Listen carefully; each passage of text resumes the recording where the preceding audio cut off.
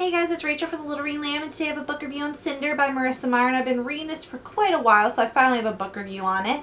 I was taking part in the Reading Fangirls book club read-along for this book this month, and I'll put the link down to the Goodreads page down below, so you guys can check that out if you want to join.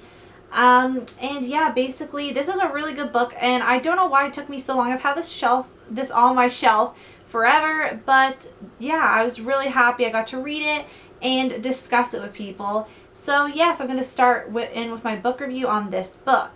So basically, if you're new to my book reviews or just need a refresher, I rate my books in 5 different categories: plot, characters, cover, suspense, and overall in terms of reading them very soon, 5 out of 5. Not so soon, 1 out of 5. Also as well, this will be spoiler free. And this is also the first book in the Lunar Chronicles series. I think that's what it's called. And there's going to be the 4th book's coming out next year. I'm not sure if that's the last book or there's going to be books after that. So far there are 3 books out on the market. So brief synopsis of Cinder is, it's basically a fairy tale retelling of the classic tale Cinderella, and it stars Cinder, a 16-year-old cyborg who resides in New Beijing. She is also the best mechanic in New Beijing, and she lives with her stepmother Andrea and her 2 stepsisters Peony and Pearl. And basically one day Prince Kai, the soon-to-be emperor of New Beijing, comes in and asks her to fix his android, and basically that leads to a whole lot of stuff down that road. And also her one stepsister Peony, her only human friend, contracts litomosis, which is basically a plague that's been like killing people in their city. And her stepmother does not like her, makes this very clear from the beginning, and donates her to the research groups. But then the scientist makes some discoveries about Cinder, some very big ones. And that's basically where the book leads off. I'm sorry if that was a very patchy description. Anyway, we're going to start off with plot. Also, I'm looking down at my agenda. That's what I'm looking down at. Plot, I give a 5 out of 5 for the plot. I really did enjoy the plot. I didn't think I'd love it as much as I did.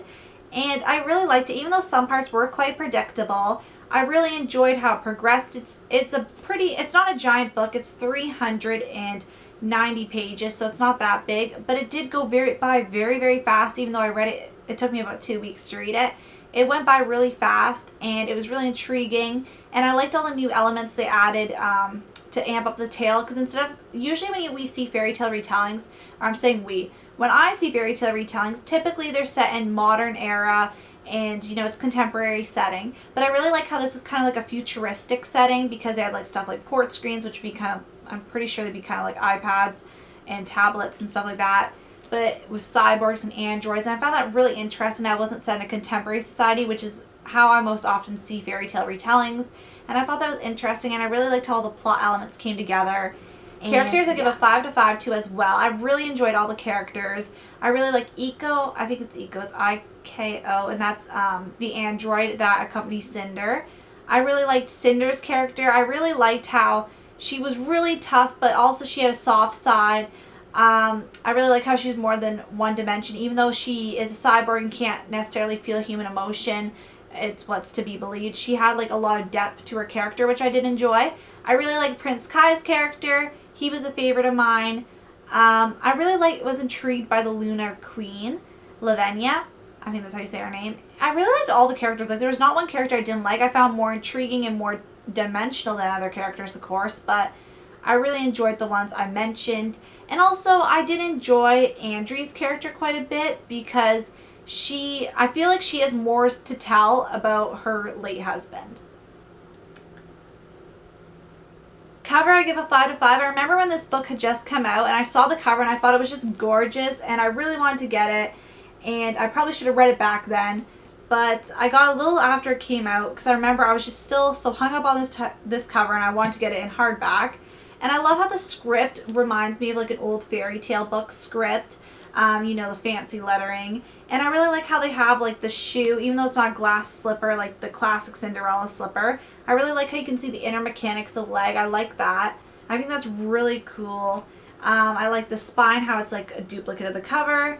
And I just really like the covers for this series. They're really pretty, and they haven't changed them so far, so that's good. I was like, wait, are they going to change them? But I don't think they changed them at this point, and they're really pretty covers, so I'm happy nothing has happened to it. So I give the suspense a 4 out of 5. It was really suspenseful, kept me wanting to read, but there was a few plot points that I found were quite predictable, so it didn't keep me wanting to, needing to know more.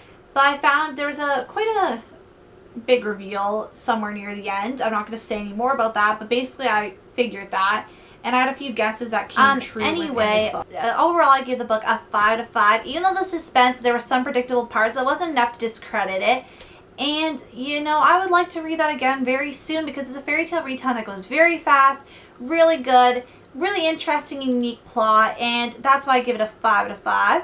And yeah, that is my review on Cinder by Marissa Meyer. I want to thank you guys so much for watching, and let me know in the comments what you guys thought of this book if you read it. And yeah, I'll see you guys later. Bye.